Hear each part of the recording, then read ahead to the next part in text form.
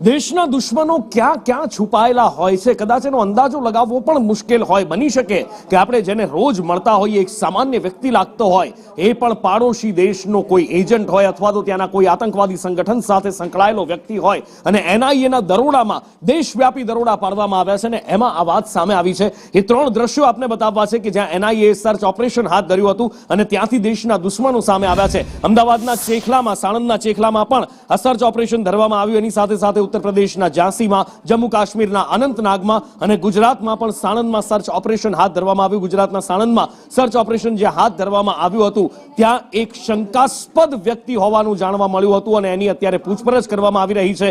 કેટલાક એ વિવાદાસ્પદ ડોક્યુમેન્ટ્સ પણ એની પાસેથી મળ્યા છે। જૈશ સાથે સંકળાયેલો હોવાની પણ આશંકા વ્યક્ત કરવામાં આવી છે અને તેના જ કારણે આ સર્ચ ઓપરેશન હાથ ધરવામાં આવ્યું હતું।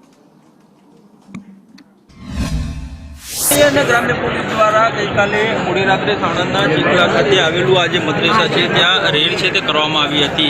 आदिल वेपारी नामनो एक जे युवक है कि जे मूळ विरमगामनो રહેવાસી છે અને તે અહીં ભણાવતો હતો। થોડા સમય પહેલા જૈશે મોહમ્મદ સાથે સંકળાયેલા આતંકીની ધરપકડ કરી હતી ને તેમાં આજે આદિલ છે તેનું કનેક્શન સામે આવ્યું હતું। જે બાદ આ એનઆઈએ દ્વારા કાર્યવાહી જે છે તે કરવામાં આવી હતી। હાલ પોલીસ દ્વારા અહીં ચુસ્ત બંદોબસ્ત છે। ગઈકાલે કેટલાક દસ્તાવેજો જે છે તે અહીંથી કબજે કરવામાં આવ્યા છે। એનઆઈએને શંકા છે કે આ આદિલ સાથે અન્ય કેટલાક યુવકો છે તે પણ સંકળાયેલા હોઈ શકે છે અને તેના આધારે આ કાર્યવાહી જે છે તે કરવામાં આવી હતી। હાલ તેની અટકાયત કરી અને